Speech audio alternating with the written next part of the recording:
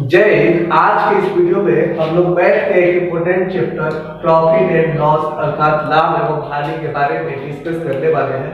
आज के इस वीडियो में हम लोग प्रॉफिट एंड लॉस से संबंधित कुछ रूल और उस पर बेस्ड क्वेश्चन को करने वाले हैं।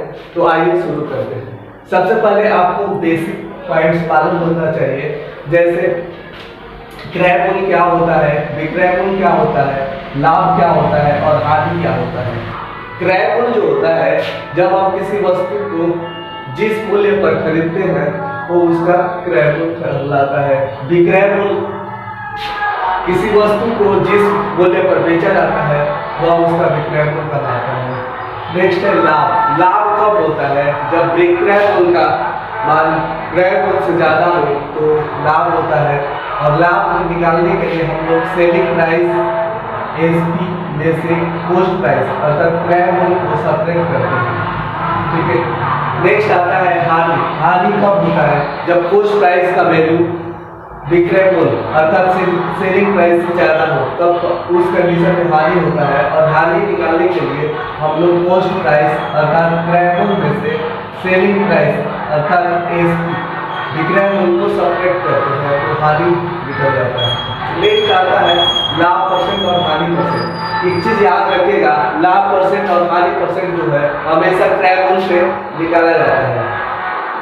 और लाभ परसेंट निकालने के लिए हम लोग करते हैं विक्रय मूल्य माइनस करते हैं क्रय मूल्य अपॉन क्रय मूल्य और मल्टीप्लाई करते हैं 100 से। उसी टाइप से हानि परसेंट निकालने के लिए हम लोग क्रय मूल्य में से विक्रय मूल्य को सब्ट्रैक्ट करते हैं अपॉन क्रय मूल्य इनटू 100। तो ये हो जाएगा क्रय मूल्य माइनस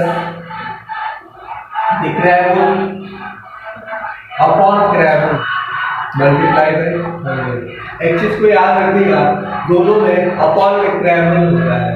ठीक है, इतना चीज आपको मालूम होना चाहिए।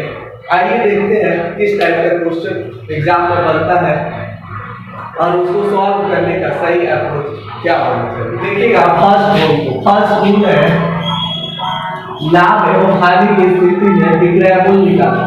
जब कभी लाभ हो या हानि हो तब उस कंडीशन में विक्रय मूल्य निकालने के लिए हम लोग 100 plus minus by upon 100 multiply by x plus इस चीज को डिनोट करना है कितना परसेंट का लाभ हो रहा है और माइनस डिनोट करना है कितना परसेंट का हानि हो रहा है। तो देखिए इस पर बेस्ड क्वेश्चन कैसे बनता है। आइए देखते हैं question number first. Question number first है 450 रुपए की वस्तु को कितना में बेचा जाए ताकि 10% का लाभ हो। यहाँ पे देखिए 10% का लाभ होना चाहिए और पूछा जा रहा है कितना में बेचा जा रहा है, विक्रय मूल्य पूछा जा रहा है। तो हम लोग विक्रय मूल्य is equal to 100 plus minus y upon 100 into x का यूज करते हैं। चूंकि यहाँ पे 10% का लाभ हो रहा है इसलिए 100 प्लस y लेंगे। ठीक है, और y की जगह पे कितना है 10, तो ये हो जाएगा 100 प्लस 10 अपॉन 100 और मल्टीप्लाई बाय क्रय मूल्य। क्रय मूल्य कितना है इसका 450। ठीक है, इसको सॉल्व करेंगे तो ये हो जाएगा 110 अपॉन 100 मल्टीप्लाई बाय 450। तो ये देखिए 0 से 0 कैंसिल हो जाएगा और इस 0 से ये 0 कैंसिल हो जाएगा। अब इसको हम मल्टीप्लाई कर देते हैं तो 11 टाइम जब 55 हो जाएगा 495 रुपए आएगा। इसका राइट आंसर है और जो ऑप्शन नंबर बी है। आइए देखते हैं जब हानि के कंडीशन में क्या होता है।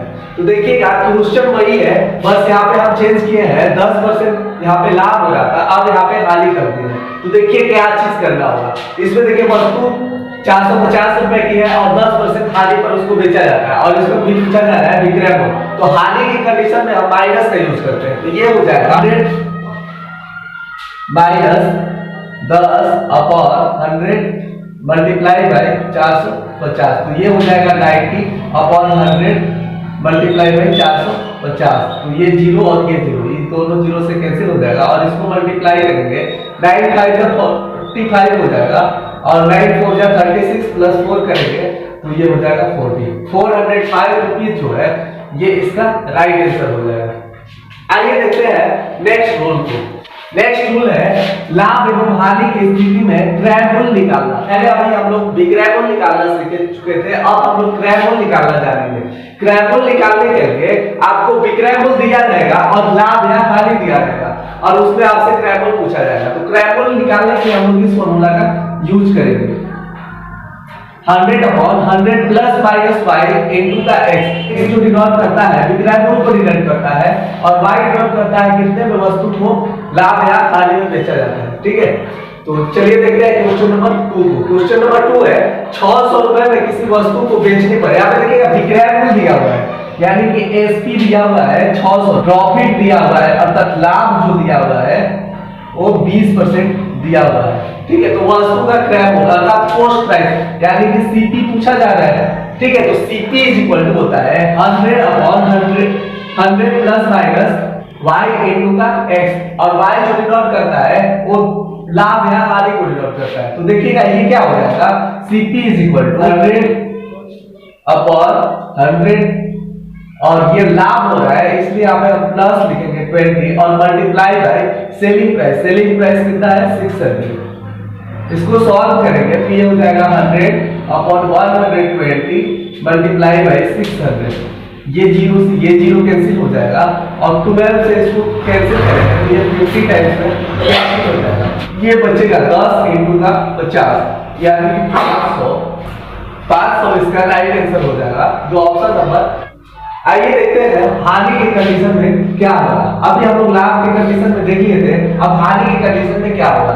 तो देखिए क्वेश्चन में थोड़ा सा चेंज किया गया है, यहाँ पे 20% पहले लाभ हो रहा था, अब 20% हानि कर दिया गया है। तो यहाँ पे देखिएगा 600 रुपए में किसी वस्तु को बेचने पर यहाँ पे एसपी जो है 600 रुपए है और हानि 20% जो है हानि है। तो यहाँ पे हम लिख लेते हैं हानि जो है 20%।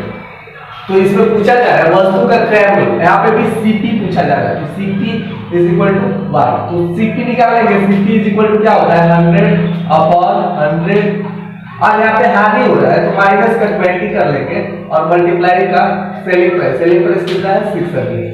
इसको सॉल्व करेंगे तो 100/100 माइनस 20 करेंगे तो 80 हो जाएगा और मल्टीप्लाई का 600। ये जीरो से जीरो कैंसिल हो जाएगा। ठीक है, और 4 से अगर कैंसिल करेंगे तो 4 से ये 2 टाइम्स में कैंसिल हो जाएगा और ये 15 टाइम्स में कैंसिल हो जाएगा। अब देखिएगा 2 से इसको कैंसिल करेंगे तो ये 50 आ जाएगा। ठीक है, तो बचेगा क्या 50 मल्टीप्लाई बाय 15। तो ये इसको जब मल्टीप्लाई करेंगे तो 750 रुपीज आएगा जो इसका राइट आंसर हो जाएगा। आइए देखते हैं नेक्स्ट रूल। नेक्स्ट रूल है यदि किसी वस्तु को 100 रुपए में बेचने पर 22% की हानि होती है तो 8% लाभ पर बेचने के लिए उसका विक्रय मूल्य क्या होना चाहिए। उसका विक्रय मूल्य जो हो जाएगा वो हो जाएगा 100 plus j/100 minus y multiply by x। एक चीज याद रखिएगा, जो चीज पूछा जाता है कि जैसे 8% लाभ पर बेचने पर क्या होगा तो उसको पहले लिखा जाता है और जो दिया जाएगा कि इतना परसेंट हानि या लाभ पर बेचा जाता है उसको नीचे लिखा जाता है।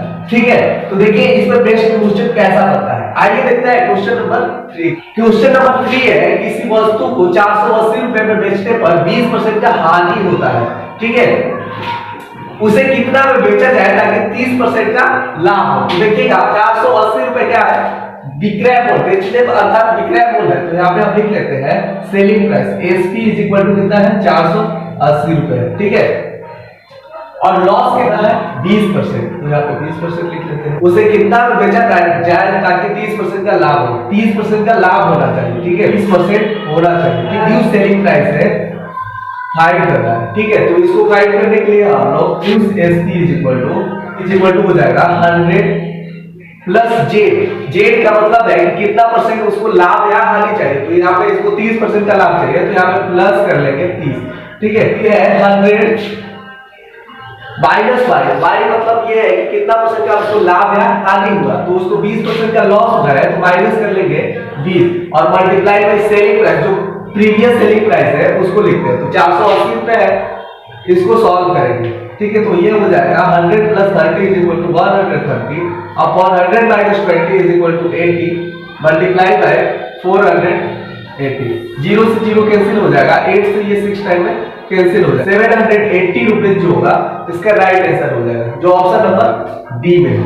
आइए देखते हैं नेक्स्ट रूल को। नेक्स्ट रूल है किसी वस्तु को x रुपए में बेचने पर y% का लाभ होता है तो z% पर बेचने के लिए विक्रय मूल्य क्या होना चाहिए। ये जस्ट इसी का अपोजिट है, पहले इसमें हानि की जगह बस लाभ कर दिया गया है, ठीक है।